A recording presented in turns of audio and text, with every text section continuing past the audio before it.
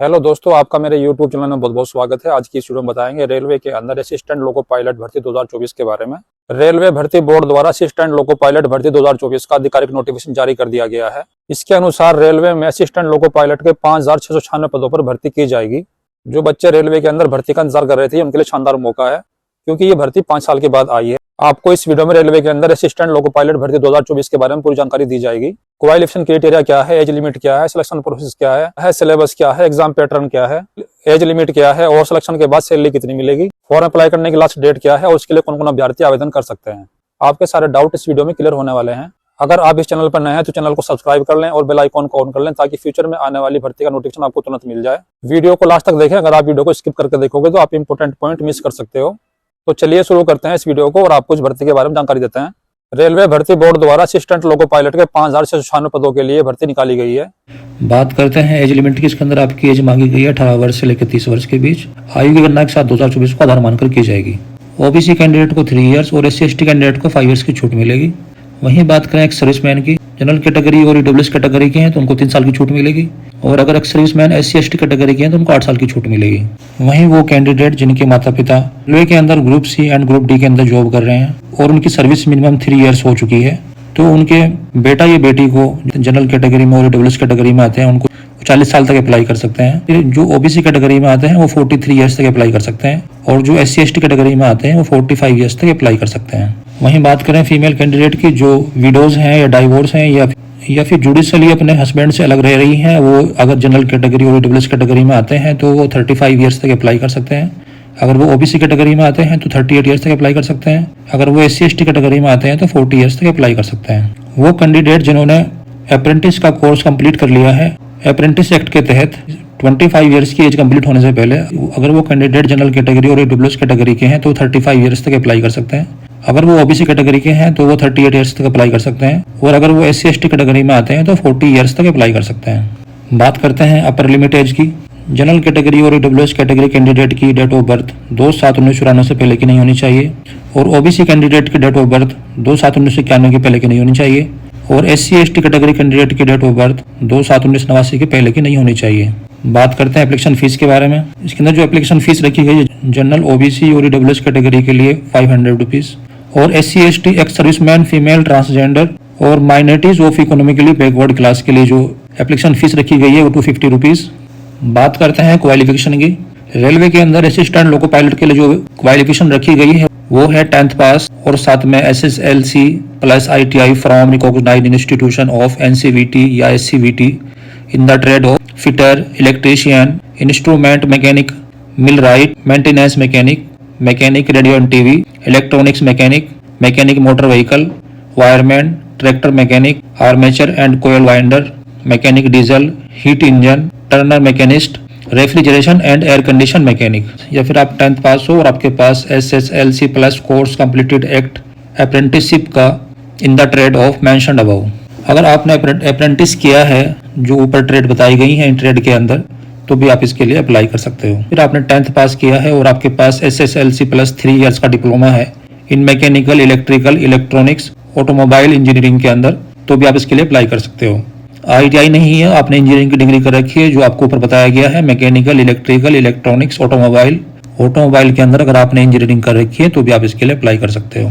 अब बात करते हैं, ये वैकेंसी जोन वाइज निकाली गई है। हर एक जोन के अंदर वैकेंसी अलग अलग है, इनकी डिटेल्स इस प्रकार है। अहमदाबाद वेस्टर्न रेलवे के अंदर 238 वैकेंसी निकाली गई है। अजमेर नॉर्थ वेस्ट रेलवे के अंदर 228 वैकेंसी निकाली गई है। बेंगलोर साउथ वेस्ट रेलवे के अंदर 473 वैकेंसी निकाली गई है। भोपाल वेस्टर्न सेंट्रल रेलवे के अंदर 219 वैकेंसी निकाली गई है। भोपाल वेस्टर्न रेलवे के अंदर 65 वैकेंसी निकाली गई है। भुवनेश्वर ईस्टर्न सेंट्रल रेलवे के अंदर 280 वैकेंसी निकाली गई है। बिलासपुर सेंट्रल रेलवे के अंदर 124 वैकेंसी निकाली गई है। Bilaspur south eastern central railway के अंदर 1192 वैकेंसी निकाली गई है। चंडीगढ़ नॉर्थ रेलवे के अंदर 66 वैकेंसी निकाली गई है। चेन्नई साउथ रेलवे के अंदर 148 वैकेंसी निकाली गई है। गोरखपुर नॉर्थ ईस्ट रेलवे के अंदर 43 वैकेंसी निकाली गई है। गुवाहाटी नॉर्थ फ्रंट रेलवे के अंदर 62 वैकेंसी निकाली गई है। जम्मू श्रीनगर नॉर्थ रेलवे के अंदर 39 वैकेंसी निकाली गई है। कोलकाता ईस्टर्न रेलवे के अंदर 254 वैकेंसी निकाली गई है।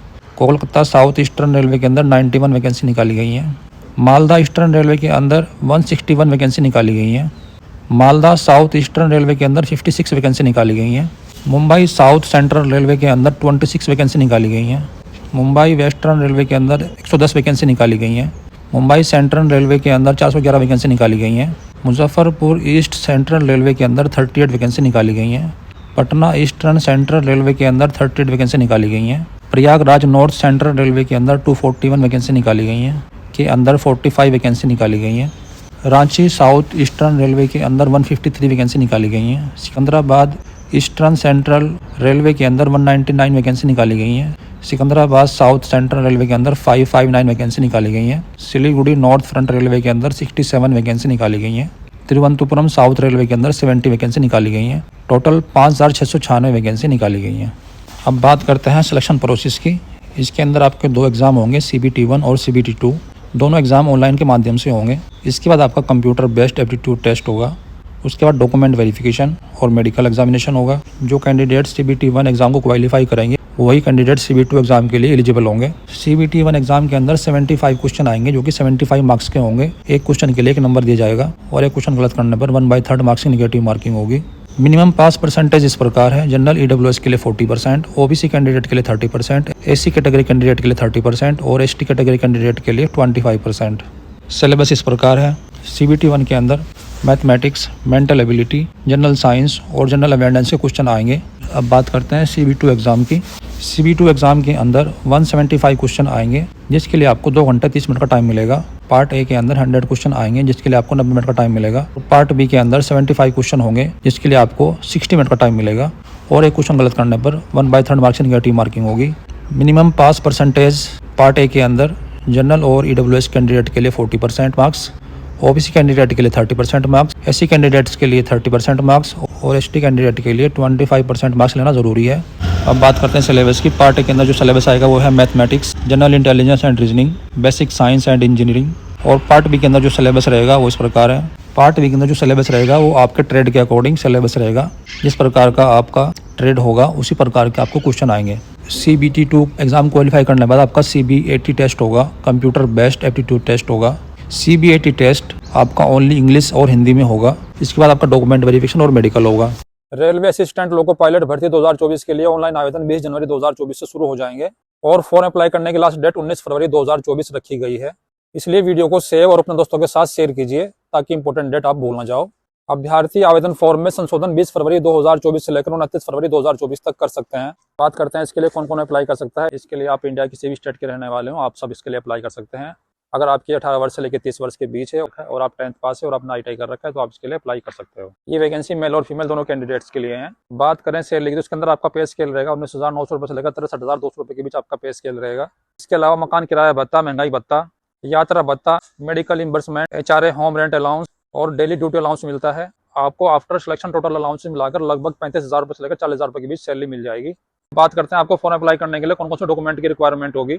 10वीं की मार्कशीट, 12वीं की मार्कशीट अगर आपके पास है तो, ITI डिप्लोमा या degree, caste certificate for OBC SC ST category, अभ्यर्थी का मोबाइल नंबर, आधार कार्ड, ईमेल ID और पासपोर्ट साइज फोटो और डोमिसाइल, अन्य कोई दस्तावेज जिसका अभ्यर्थी लाभ लेना चाहता है। बात करते हैं आपको असिस्टेंट लोको पायलट के लिए फॉर्म कैसे अप्लाई करना है।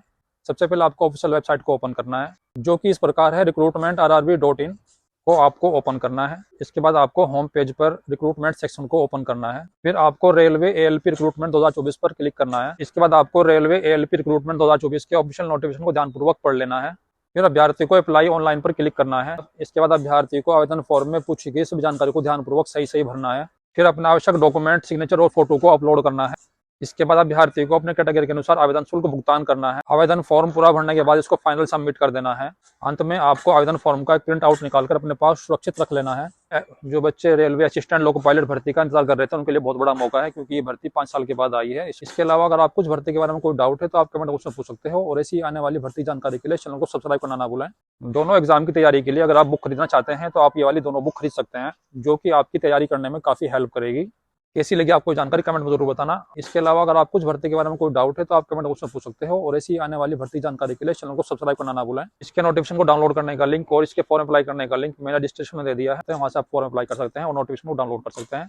तो मिलते हैं नेक्स्ट वीडियो में नई भर्ती के अपडेट के साथ। तब तक के लिए जय हिंद, जय भारत।